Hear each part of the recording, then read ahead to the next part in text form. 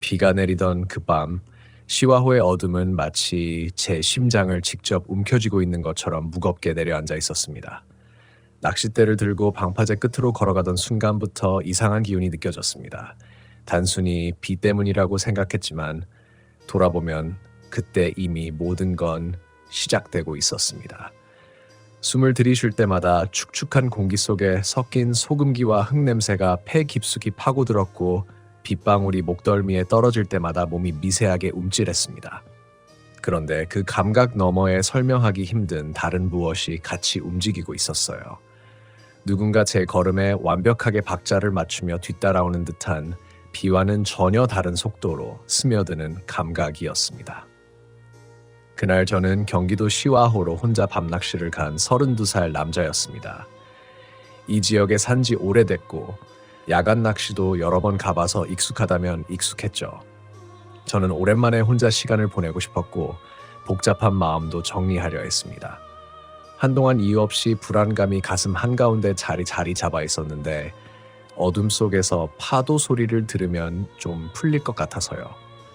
하지만 그날따라 무겁게 가라앉은 하늘과 잔잔한 수면, 그리고 비가 흩뿌리는 시와호는 제 마음을 전혀 진정시키지 못했습니다. 오히려 설명하기 힘든 압박이 계속적으로 등을 누르며 보이지 않는 손이 뒷덜미를 잡아당기는 것처럼 느껴졌습니다. 방파제 끝자락에 자리를 잡았을 때는 이미 기압이 내려앉은 것처럼 숨쉬기조차 힘들었습니다. 우비 안으로 비가 타고 들어와 온몸이 젖어 있었고 파도보다 빨리 뛰는 제 심장 소리가 귀에서 울렸습니다. 그럼에도 불구하고 낚싯대를 던지는 순간만큼은 긴장이 조금 풀렸습니다. 물살이 낚싯줄을 끌어당기는 감촉과 규칙적으로 울리는 찰박찰박한 물소리가 어쩌면 평소처럼 느껴지기도 했어요. 하지만 그 평온은 곧바로 깨졌습니다. 제가 처음 그 그림자를 본 건 정확히 낚싯대를 3번째로 던지고 난 후였습니다. 물에 빠진 낚싯바늘이 바닥에 닿기도 전에 빗줄기 너머로 물가 가운데에 뭔가가 서 있는 것처럼 보였어요. 처음엔 그냥 시야 착각이라 생각했습니다. 비 오는 밤이면 특히 시야가 흔들리니까요. 게다가 시와호 수심은 제가 서 있는 방파제 기준으로 안쪽보다 훨씬 깊어서 사람이 서 있을 수가 없습니다. 상식적으로는 그럴 수 없다는 걸 잘 알고 있었거든요. 하지만 빗소리가 잠시 얇아진 순간 파도 사이로 더 분명하게 보였습니다. 물이 허리까지 차오르는 깊은 곳 한가운데에 분명히 무언가가 서 있었어요. 한참을 보고 있으면서도 말도 안 된다고 스스로를 다독였지만 현실은 제가 아무리 부정해도 끈질기게 형태를 유지하고 있었습니다. 그것은 사람보다 조금 더 마른 실루엣이었고 움직이지 않은 채로 물 위에서 미세하게 흔들리고 있었어요. 물이 치면 사라지고 다시 나타나고를 반복했는데 그때마다 형태는 다시 또렷해졌습니다. 이상한 점은 또 있었습니다. 그림자가 있는 쪽엔 빗줄기가 닿지 않는 것 같았습니다. 비는 호수 전체에 내리고 있었지만 그 그림자 주변만 번들거리는 느낌 없이 칠흑처럼 고요했거든요. 한밤중이라 누구도 없었고 불빛은 방파제 위에 낡은 가로등뿐이었습니다. 그런데 그 그림자는 가로등 불빛으로 비친 실루엣이라기엔 너무 멀리 위치해 있었고 너무 어둡고 너무 사람이었습니다. 이상했습니다. 그리고 점점 무서워졌습니다. 제 머릿속이 서서히 실체 없는 공포로 가득 차오르기 시작했어요. 제가 눈을 떼지 못하고 서 있었을 때 물 위의 그림자는 천천히 제 쪽으로 돌아서는 듯한 움직임을 보였습니다.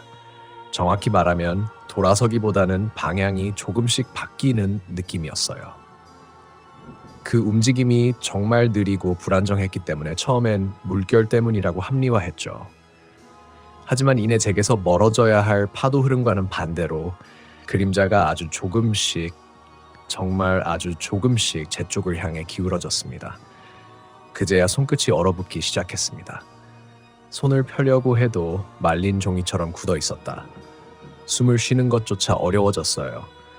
무의식적으로 한 발 뒤로 물러났는데 그 순간 파도 사이에서 나는 소리가 완전히 바뀌었습니다. 물결이 부서지는 소리 위로 설명할 수 없는 묵직한 소음이 깔렸어요.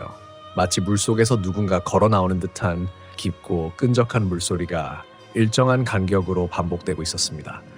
그 간격이 너무 정무정확해서 더 소름이 돋았습니다.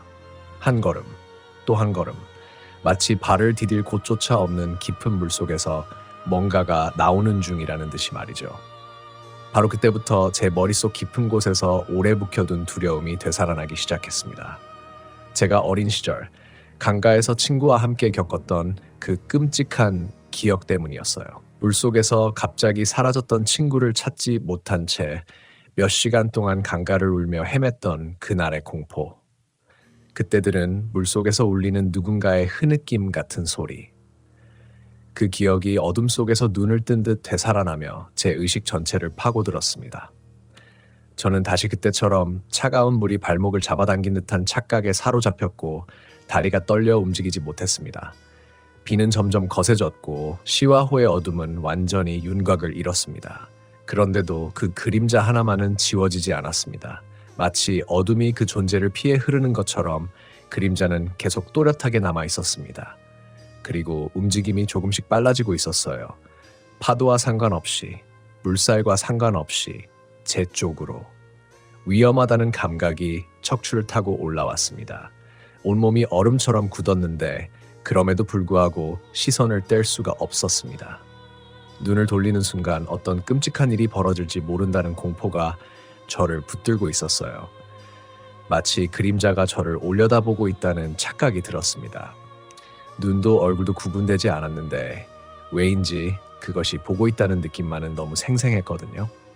파도 너머로 들려오던 그 불길한 걸음 소리는 어느 순간 물 밖에서 들리는 것처럼 가까워졌습니다. 이제는 분명히 수면 위가 아니라 제자리까지 이어진 방파제의 젖은 바닥에서 나는 소리였습니다. 바닥에서 울리는 단단하고 축축한 발자국 소리. 그게 어떻게 가능한지 이해할 수 없었지만 분명히 제 등 뒤로 다가오고 있었습니다. 그런데도 몸은 움직이지 않았습니다. 가슴에서는 거친 숨이 터져 나왔는데 그 숨이 소리가 너무 커서 제 귀에만 울리는 듯한 기분이 들었습니다. 그 순간 그림자는 더 이상 물 위에 없었습니다. 어디에도 보이지 않았습니다. 하지만 그 자리를 대신한 것은 깊고 차갑고 축축한 기척이었습니다. 물 위에서 올라온 냄새, 비에 젖은 바다와 썩은 흙이 합쳐져 퍼지는 그 특유의 냄새가 목구멍을 타고 올라왔습니다. 저는 그 냄새를 너무 잘 알고 있었습니다. 사람이 물에 오래 머물렀을 때 나는 냄새였습니다. 그리고 그 냄새가 바로 제 뒤에서 피어오르고 있었습니다. 뒤에서 스며오는 그 냄새는 단순한 비린내가 아니었습니다. 오래된 것, 응어리진 것, 시간이 지나도 사라지지 않는 어떤 기척이 피부에 들러붙듯 느껴졌습니다. 저는 숨을 삼키려 했지만 목이 굳어 제대로 삼켜지지 않았고 등골을 타고 내려가는 차가운 한 줄기 느낌이 부자연스러울 정도로 선명했습니다. 마치 바로 뒤에서 누군가가 고개를 숙여 제 목덜미를 들이마시고 있는 듯한 느낌이었어요. 그 감각이 너무 현실적이어서 뭐라카나 움직이지 못한 채 그 자리에 얼어붙었습니다. 그때 제 귀 바로 옆에서 아주 천천히 하지만 확실하게 물이 떨어지는 소리가 들렸습니다. 또각, 또각. 물이 바닥에 떨어질 때 나는 작은 소리인데 비가 내리는 소리와 섞여도 분명하게 들렸습니다. 마치 한 방울 한 방울이 의도적으로 떨어지는 것처럼 규칙적이었죠. 저는 숨을 참고 귀를 기울였지만 들린 것은 물방울만이 아니었습니다. 빗속에서 들릴 수 없는 너무 가까운 숨소리. 사람의 숨이라기보다 물고기가 공기를 마시기 위해 연못 위로 끌려 나왔을 때 내는 간헐적이고 끈적한 호흡 같은 소리였습니다.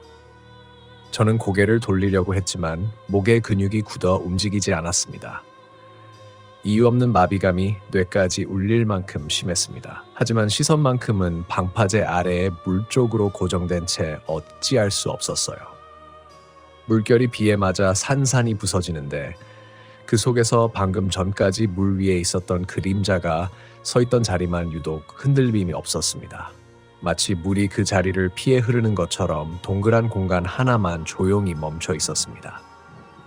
그 고요한 공간을 보고 있는데 갑자기 그 자리가 아주 천천히 마치 누군가 물속에서 몸을 일으키듯 수면보다 미세하게 솟아올랐습니다.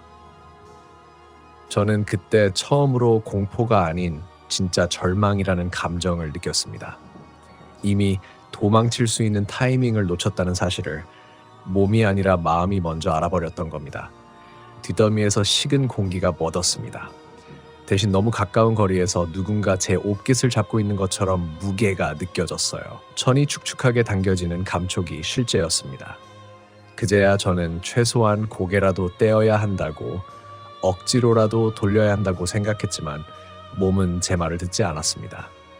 저는 그때까지도 완전히 뒤에 있는 것을 보지 못했지만 본능은 이미 알고 있었어요. 뒤에 있는 그것은 사람의 형태를 하고 있지만 사람은 아니라는 걸. 눈동자만 천천히 움직여 방파제 옆에 난간을 바라봤습니다. 낡고 녹슨 난간 위로 비가 줄줄 흐르며 떨어지고 있었는데 이상하게도 난간 바로 아래 바닥에 작은 물웅덩이가 있었습니다. 그 물웅덩이 속에 비친 제 모습은 고요했습니다. 하지만 그 뒤로 비친 게 하나 더 있었어요. 제 바로 뒤에서 고개를 낮춘 채 비에 젖은 얼굴 비슷한 형체가 제 후드를 들여다보고 있었습니다. 윤곽은 사람이었는데 얼굴 전체가 물처럼 번들거려 선명하게 보이지 않았습니다. 눈이 있는 자리는 유난히 어두웠고 눈처럼 보여야 할 부분이 비어있는 듯한 텅 빈 구멍 같았어요. 그 구멍 속이 어둠이 아니라 물로 채워져 있는 것처럼 요동치고 있었습니다. 그 순간 비에 젖은 손가락 같은 것이 제 어깨 위에 아주 조심스럽게 그러나 확실하게 놓였습니다. 두 손가락이 내려앉는 느낌이었는데 무게는 가볍지만 얼음 조각을 피부에 대는 것처럼 차갑고 축축했습니다. 저는 숨을 참으려 했지만 그 손가락이 아주 조금 힘을 주며 움찔하는 순간 폐에서 미세한 신음이 새어나왔습니다. 그리고 그것은 제 반응에 정확히 맞춰 움직였습니다. 제 귀 옆에서 물에 잠긴 사람이 겨우 말을 내뱉을 때처럼 부서지는 소리가 났습니다. 여기 더 깊은. 그 소리가 끝나자마자 제 무릎이 저절로 꺾였습니다. 공포에 의해 무너진 것이 아니라 누군가 다리를 끌어당긴 듯한 느낌이었습니다. 저는 본능적으로 난간을 잡았고 그 난간이 흔들릴 정도로 힘을 주었습니다. 그러자 뒤에 있던 손이 제 어깨에서 사라졌습니다. 하지만 발목으로 무언가 차갑고 축축한 것이 감아오는 느낌은 더욱 선명해졌어요. 비는 이미 폭우 수준이었습니다. 파도는 방파제를 넘을 만큼 세게 들이쳤고 물방울이 옷과 얼굴을 때리며 시야가 흐려졌습니다. 하지만 저는 난간에서 손을 절대 놓지 않았어요. 놓는 순간 그대로 물속으로 끌려갈 것 같았기 때문입니다. 발목을 감아오던 감각은 점점 위로 정강이까지 올라왔습니다. 투명한 손처럼 납작하면서도 길고 손가락인지 촉수인지 모를 차가운 것들이 스멀스멀 올라오는 느낌이었습니다. 저는 난간으로 몸을 끌어당기며 간신히 돌았습니다. 몸은 떨어질 듯 흔들렸고 비 때문에 바닥은 미끄러웠습니다. 제가 고개를 완전히 돌려 뒤를 보는 순간 아무것도 없었습니다. 그 자리엔 비만 쏟아지고 있었고 물웅덩이만 비칠 뿐 어떤 흔적도 없었습니다. 하지만 발목을 움켜쥔 그 느낌은 사라지지 않았습니다. 순간 발이 미끄러지며 바닥을 잃을 뻔했습니다. 그때 난간에 부딪힌 제 손에서 피가 묻어나올 정도로 꽉 움켜쥐었습니다. 그리고 저는 그대로 난간 반대쪽 방파제의 안쪽으로 넘어가듯 몸을 날렸습니다. 바닥에 떨어질 때 충격으로 숨이 멎었지만 그 순간 발목을 휘감던 감각이 끊어졌습니다.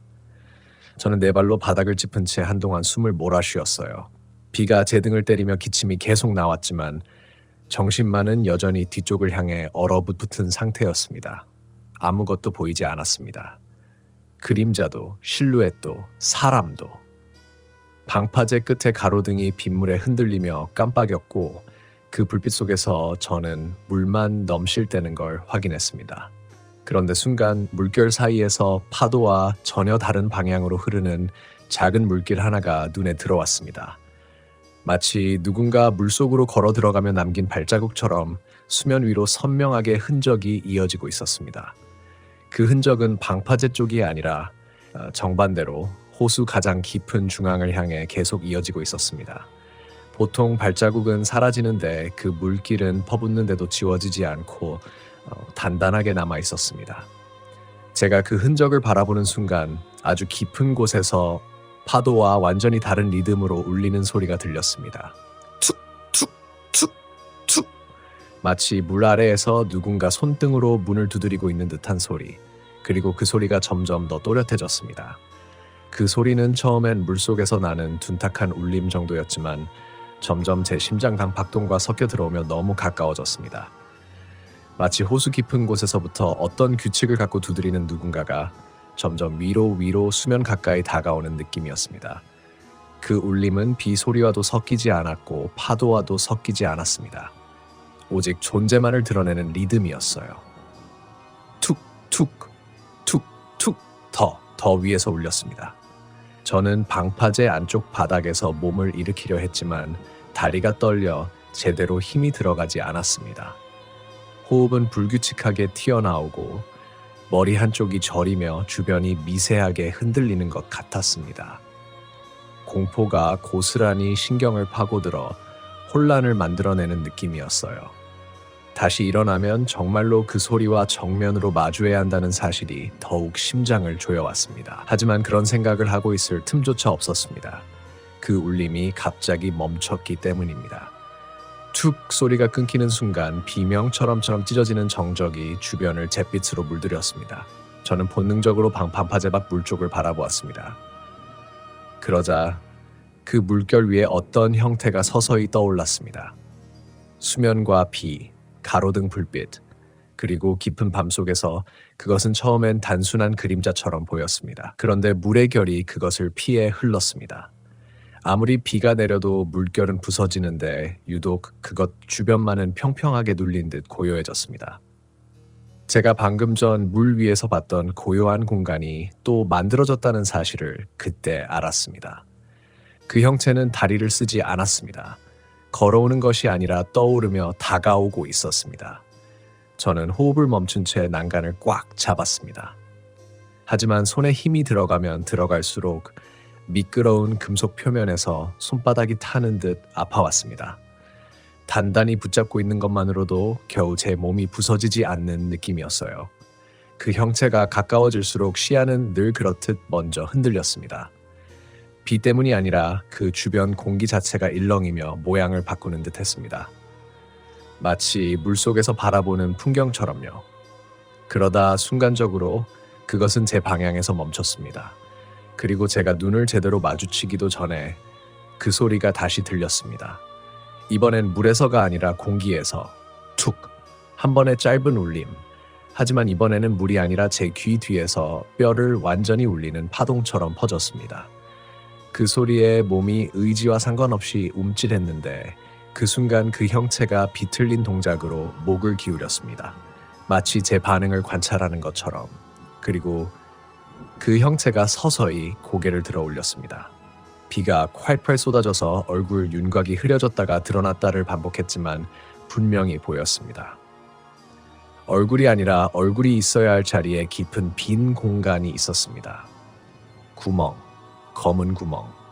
어둠이 아니라 더 깊은 물 같은 속이 텅 빈 구멍이 제 쪽을 직선으로 응시하고 있었습니다. 그 구멍이 저를 향해 위아래로 흔들리듯 움직이는 걸 보고 저는 그제야 깨달았습니다. 이건 눈이 아니라 숨을 들이마시는 곳이라는 걸. 그것은 바라보는 것이 아니라 마시는 것이었어요.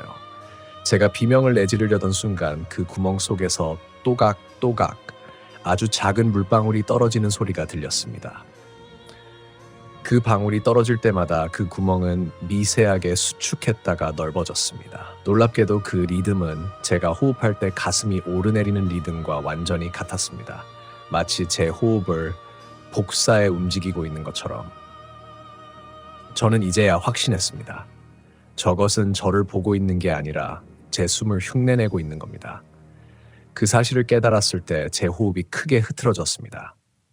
그 순간 그 형체가 갑자기 빠르게 반응했습니다. 물 위에 떠있던 그것이 정확하게 제가 숨을 들이마시는 타이밍에 맞춰 순식간에 거리 2-3m를 날아오듯 다가왔습니다.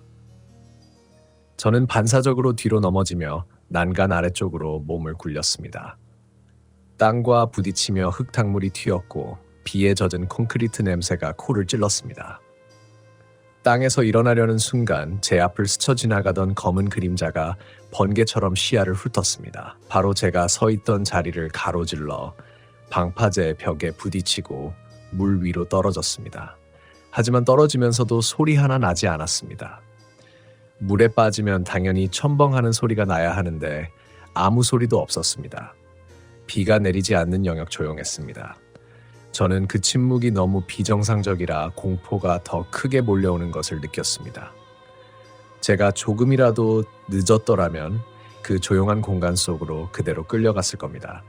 잠시 숨을 몰아쉬다가 고개를 들었을 때 형체는 물속으로 완전히 사라졌습니다. 대신 수면 위에는 두드리는 울림만 남아 있었습니다. 툭, 툭, 툭. 이번에는 아주 규칙적으로 들렸습니다. 마치 지금 무슨 행동을 하고 있는 것처럼. 저는 그때 발끝이 갑자기 식어오는 느낌을 받았습니다. 아래를 봤습니다. 방금 전 땅에서 떼었던 제 발자국 자리. 그 자리에 고여있던 빗물이 안쪽으로 빨려 들어가고 있었습니다. 작은 구멍도 없고 틈도 없는데 물이 아래로 빨려 들어가 사라지고 있었습니다.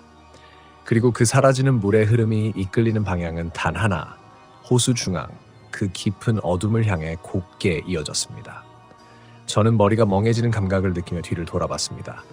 하지만 진짜 문제는 바로 그 다음이었습니다. 그 사라진 물 자리에 발자국이 생겨 있었습니다. 사람 발자국. 하지만 그 형태는 인간의 발보다 훨씬 길고 가늘었고 발가락이 5개보다 더 많아 보였습니다. 발자국은 똑같은 방향을 가리키고 있었어요. 저를 향해. 비가 아까보다 더 세차게 내리는데도 그 발자국은 지워지지 않았습니다. 오히려 점점 더 짙어지고 더 선명해지고 있었습니다. 그리고 그 발자국의 끝, 바로 제 발 앞쪽. 가장 최근에 찍힌 발자국 하나는 제 발 옆에서 방금 만들어진 것처럼 반짝였습니다. 그러는 동안 어디선가 다시 그 소리가 들렸습니다. 아까와는 완전히 다른 종류의 소리. 이번에는 분명 바로 제 등 뒤에서 들렸습니다. 또각, 또각, 또각 물방울이 떨어지는 소리. 하지만 단순한 물방울이 아니었습니다. 이건 뭔가의 턱 밑에서 떨어지는 느낌이었어요. 저는 천천히, 정말 천천히 고개를 들었습니다. 그리고 그 순간 제 시야 바로 위로 어둠에 잠긴 얼굴 구멍 하나가 바로 제가 있는 곳을 조용히 들여다보고 있었습니다. 정우는 엘리베이터 안에서 들었던 그 문 두드리는 소리를 떠올렸다. 아무도 없는 복도, 닫힌 문, 그런데 그는 분명 들었다. 똑, 똑, 똑. 그는 손전등 앱을 켰다. 좁은 방문 틈새로 빛이 스며 들어갔다. 먼지 냄새 속에 오래된 폐가 특유의 눅눅함이 더해져 역하게 코를 찔렀다. 천천히, 아주 천천히 문을 밀었다. 끼익! 어둠 속 방 하나가 모습을 드러냈다. 허물어진 책장, 쌓인 먼지, 넘어져 있는 의자, 그리고 정우의 시선을 붙잡은 것은 바닥 한가운데 놓인 손전등이었다. 그것도 아직 켜져 있는 상태로. 동생 거다. 그는 한 걸음 들어섰다. 그때였다. 책장 뒤쪽 어둠에서 누군가 막 숨을 참다 내쉬는 듯한 짧은 숨소리가 들렸다. 하! 정호는 즉시 손전등을 비췄다. 빗줄기가 책장 뒤로 닿는 순간 무언가가 후다닥 움직였다. 야! 거기 누구야? 그는 본능적으로 다가갔다. 그러나 책장 뒤에는 아무도 없었다. 대신 바닥에 이상한 흔적이 있었다. 손자국. 먼지가 쌓여있는데 사람 손바닥과 손가락이 질질 끌린 듯한 자국. 작은 손 아이의 손 크기. 정우는 갑자기 심장이 거세게 뛰는 것을 느꼈다. 수진아, 너 여기 있어? 그는 떨리는 목소리로 동생 이름을 불렀다. 그러나 돌아온 건 정적뿐이었다. 그리고 그 정적을 깨며 방 밖 어둠에서 또렷하게 들려왔다. 또. 이번엔 문을 두드리는 소리가 아니라 벽을 두드리는 소리였다. 그것도 천천히, 규칙적으로. 마치 안쪽에서 무언가가 여기 있어라고 신호를 보내는 것처럼. 정호는 돌아보았다. 복도 끝 까맣게 열린 출입문 너머에 누군가의 그림자가 아주 느리게 지나갔다. 아예 사람의 움직임이라고 하기엔 틀린 관절이 꺾인 듯한 이상한 형태로. 정호의 숨이 멈췄다. 정호는 본능적으로 뒤로 물러섰다. 복도 다 그 모습이 어둠 속에서 사라지자 복도 전체가 다시 고요해졌다. 하지 정호는 삼켰던 숨을 토해내며 사람이 아니야. 손전등을 든 그의 손 그 이번에는 아예 가까운 곳에서 들렸다. 벽복도 천장 위에서 정호는 순간 얼어붙었다. 천장에는 천장 위에 무게가 움직이며 위치를 바꾸는 듯했다. 그리 정호는 고개를 들 수조차 없었다. 단 1초만 고개를 들면 그 위에 있는 것이 자신을 내려다보고 있을 것만 같았다. 그러나 사박 그리고 툭 무언가가 천장 틈 사이에서 떨어져 그의 정호는 반사적으로 비쳤. 그건 조그만 토끼였다. 그의 동생이 학교 기숙사에 가져가던 바로 그 인형정. 수진아, 너 정말 여기 있냐?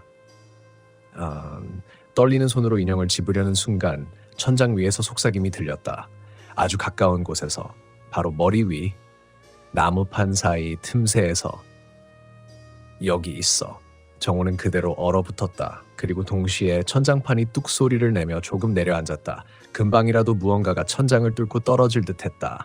천장이 한 번 더 뚝 하고 내려앉자 정호의 다리가 반사적으로 뒤로 밀렸다.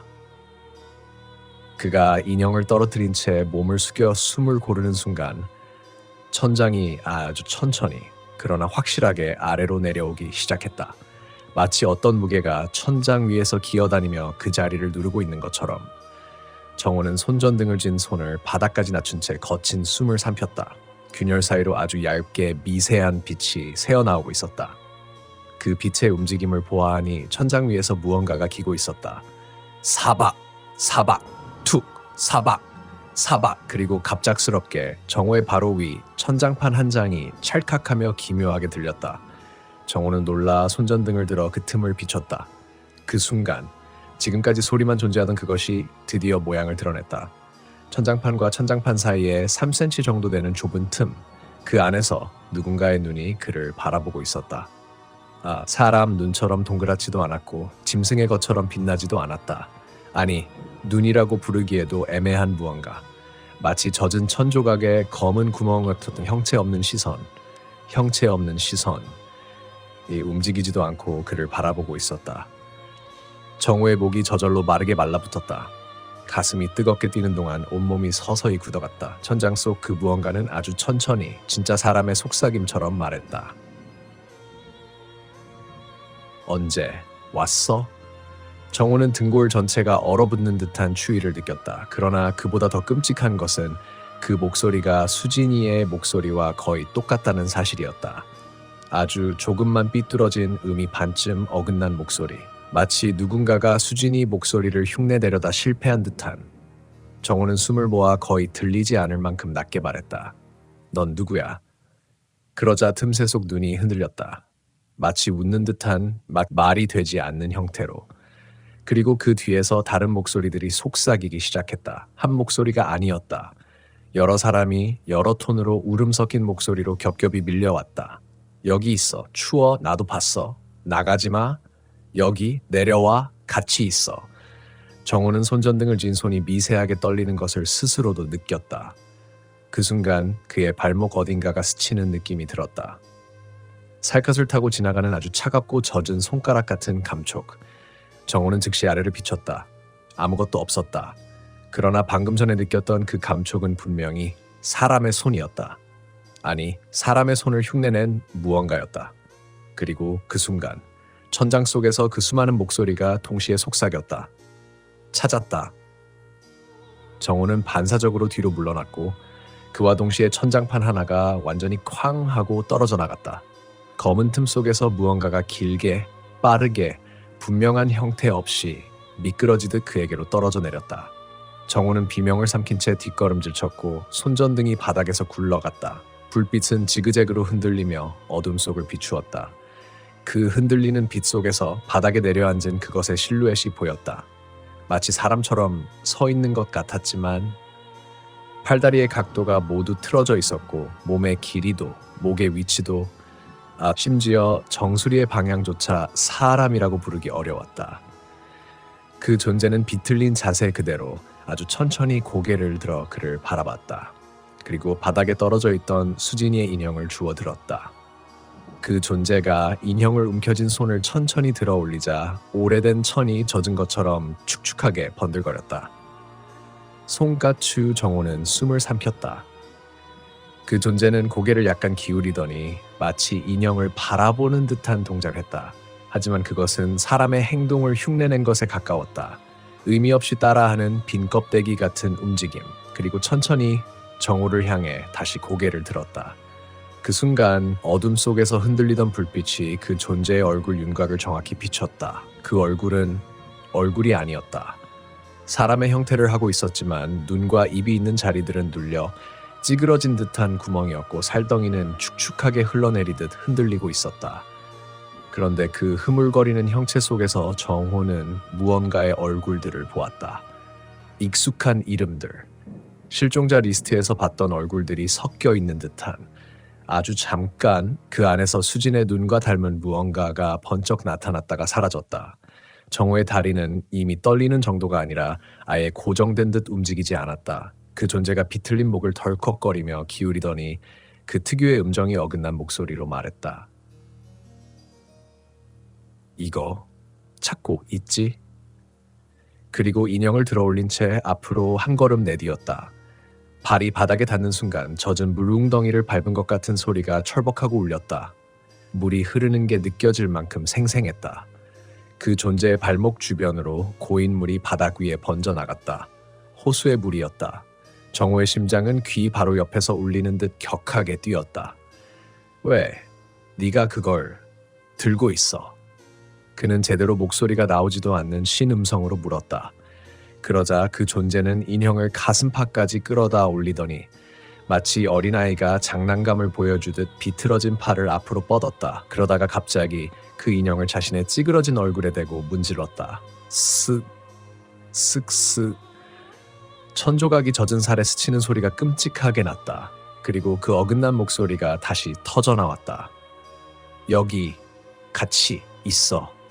정호는 머릿속 어디선가 경고음 같은 게 울리는 것을 느꼈다. 이건 대화가 가능한 존재가 아니었다. 그가 수진이의 흔적이라고 기대하는 순간 그 기대를 비틀어 자기 방식으로 뒤섞는 무언가였다. 그 존재가 갑작스레 몸 전체를 뒤틀며 던지듯 달려들었다. 정호는 본능적으로 몸을 옆으로 굴리며 피했다. 그 존재가 덮치며 바닥을 긁는 소리가 공간을 탁 찢어냈다. 파지지직, 바닥재가 뜯겨나가며 물이 튀었다. 정호는 뒷걸음질치며 손전등을 다시 붙잡았다. 그리고 비틀린 존재의 움직임을 쫓아 빛을 비추자 그 존재는 네 발로 꿇어앉아 있었다. 사람의 동작과는 다른 각도로 손과 발을 지탱하며 정호를 향해 어둠 속에서 천천히 고개를 들었다. 그리고 그 순간 여러 겹의 목소리가 동시에 흘러나왔다. 가지마. 여기 있어. 여기. 목소리는 점점 겹쳐지고 서로 다른 방향에서 울렸다. 마치 이 건물 전체가 누군가의 속삭임으로 가득 찬 듯했다. 정호는 거의 울음이 섞인 목소리로 중얼거렸다. 수진. 그러자 존재가 멈췄다. 그리고 아주 짧은 순간 그 안쪽 어둠에서 정말 사람 같은 목소리가 들렸다. 수진의 목소리였다. 어느 때보다 선명하게, 분명하게 살아있는 목소리. 오빠, 살려줘. 정호의 심장이 멈추는 듯 멎었다. 그 다음 순간 그 존재는 갑자기 상체를 뒤로 꺾어 올리며 인간의 비명과 다른 형언할 수 없는 소리를 터뜨렸다. 그 비명은 호수 위에서 들었던 바람에 실린 울음소리와 똑같았다. 아니, 그보다 더 가까웠다. 바로 눈앞에서 울리는 소리였다. 정호는 정신이 혼미해지는 걸 느끼며 뒷걸음질 쳤다. 그리고 뒤쪽 복도 끝에서 출구가 희미하게 보였다. 그는 더 생각할 새도 없이 달리기 시작했다. 뒤에서 무언가가 네 발로 바닥을 긁으며 따라오는 소리가 들렸다. 철박철박, 사박사박, 철벅철벅. 호수에서 나온 그 물, 어둠에서 들리던 그 비명, 수진의 목소리와 겹쳐진 속삭임. 모든 것이 뒤에서 한꺼번에 몰려오고 있었다. 정호는 숨조차 고를 수 없을 만큼 절박하게 복도를 내달렸다. 그러나 복도 끝, 출구가 보이는 그 순간 그 앞에서 또 다른 물웅덩이가 빛을 받아 번들거리는 것이 보였다.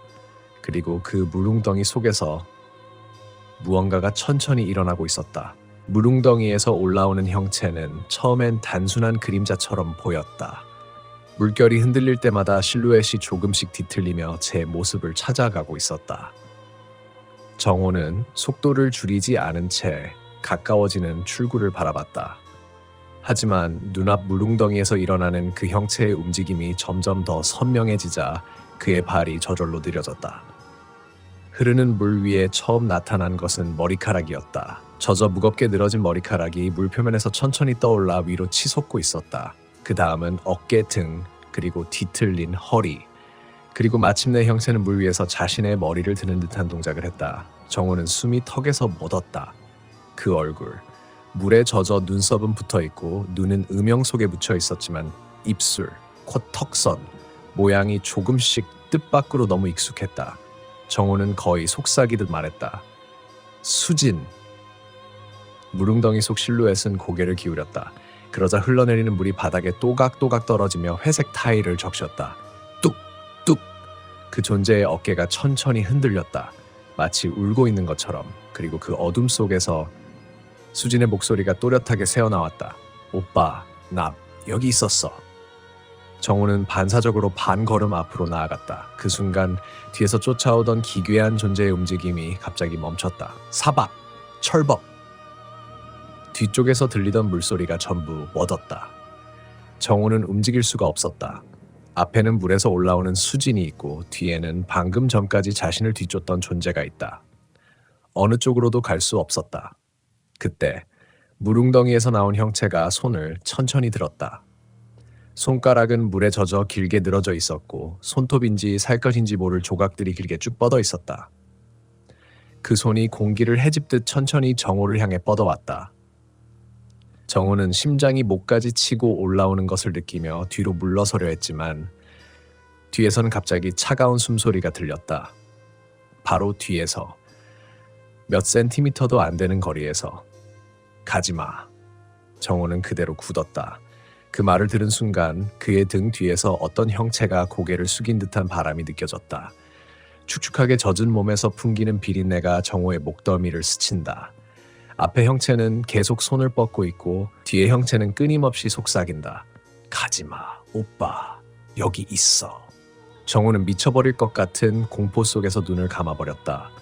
그러나 그 순간 앞에 있던 수진의 형체가 갑자기 목을 비틀어 들어 올리더니 어둠 속에서 울리는 듯한 너무도 이질적인 목소리로 중얼거렸다. 오빠? 아니지, 너 누구야? 그 목소리는 곧바로 짐승의 울음처럼 뒤틀렸다. 끼지지지직.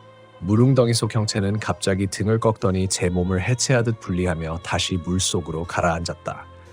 정우는 그 광경에 숨막히는 비명을 억눌렀다. 그리고 그 순간 뒤에 붙어있던 존재가 정우의 어깨를 잡았다. 젖은 살이 쥐는 듯한 느낌, 손가락이 여러 개 있는 것 같은 감촉. 정우는 반사적으로 온몸을 돌려 그 손을 떨쳐냈다. 그와 동시에 손전등 빛이 뒤의 존재를 비췄다. 그 존재는 아까 천장에서 떨어진 팔다리가 뒤틀린 바로 그 모습이었다. 단 한 치도 달라지지 않은 뼈와 살이 찢겨 늘어진 모습. 그것은 손을 내밀어 정우의 얼굴을 만지려 했다. 그 찢어진 입이 열리며 속삭인다. 추워.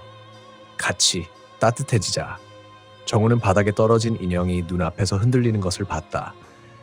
그 인형의 목 뒤쪽에 발톱 자국처럼 깊게 파인 긁힌 자국이 여러 개 보였다. 그 순간 그의 머릿속에서 현실이 돌아오기 시작했다. 이건 수진이 아니다. 이건 나를 끌어들이는 무언가다. 정호는 주먹을 꽉 쥐고 일말의 희망을 버렸다. 그리고 그 희망이 끊어지는 순간 몸이 움직이기 시작했다. 그는 존재의 손이 다시 뻗어오기 전에 몸을 틀어 복도 끝에 유일한 출구로 뛰기 시작했다. 뒤에서 그 존재가 동시에 뛰어오르는 소리가 들려왔다. 철벅, 사박, 찰박, 쿵, 사박, 사박, 사박. 정우는 마지막 힘을 짜내 문 손잡이를 잡아당겼다. 문은 끈적하게 달라붙어 열리지 않았다. 그가 있는 힘껏 당기는 순간 문틈 아래에서 호수의 물처럼 차가운 물이 스며 나왔다. 정우는 순간 멈칫했다.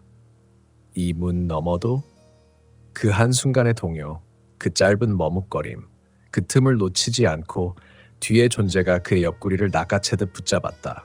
손가락인지 발톱인지 모를 촉수가 살을 파고든다. 정우는 마지막 힘으로 외쳤다. 나! 그리고 문이 확 하고 열린다. 차가운 바람, 그 바람 속에서 섞인 비 냄새, 그리고 아주 약한 가로등 불빛. 정우는 문을 박차고 밖으로 뛰쳐나갔다. 그러나 마지막 순간 그 존재가 그의 발목을 잡았다. 어둠 속에서 빛 속에서 이곳 전체를 울리는 듯한 목소리가 낮게 말했다. 오빠. 정호는 뒤를 돌아보지 않은 채 비를 뚫고 손전등을 떨어뜨린 발로 있는 힘껏 그 발목을 차냈다. 발목을 쥐고 있던 그 손이 물처럼 풀어져 어둠 속으로 흩어졌다.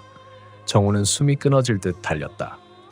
비가 쏟아지는 시와우 제방 위에서 그의 발자국은 물길 속으로 지워져 갔다. 그리고 뒤에서 아주 멀어진 듯한 복도 속에서 물 부딪히는 소리와 함께 그 익숙했던 목소리가 다시 한번 들렸다. 여기 있어. 정호는 멈추지 않았다. 그는 달리고 달려 결국 빛이 있는 곳까지 뛰어갔다.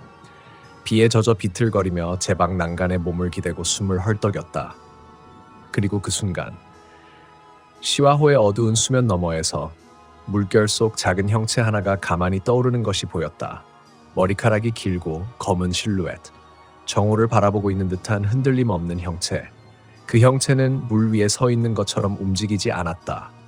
그리고 아주 작게 바람도 멈춘 틈에 귓속에서만 들리는 듯한 목소리가 속삭였다. 오빠, 여기 있어. 정호는 그 자리에서 미끄러질 듯 뒤로 물러섰다. 하지만 형체는 계속 서 있었다. 물 위에서 정확히 그를 향해. 그리고 순간 형체는 천천히 고개를 숙였다. 마치 다시 물속으로 사라지기 직전처럼. 그러나 사라지지 않았다. 대신 물 위로 올라온 두 손이 물결 위에서 미세하게 움직였다. 마치 누군가를 부르는 손짓처럼. 정호는 숨을 삼키고 뒤돌아섰다. 한 걸음, 두 걸음. 그리고 비가 쏟아지는 밤길 속으로 그는 다시 뛰기 시작했다. 그가 보지 못한 뒤편 어둠 속에서 물 위의 형체가 아주 천천히 미소 짓듯 입모양을 바꾸었다. 찾았다.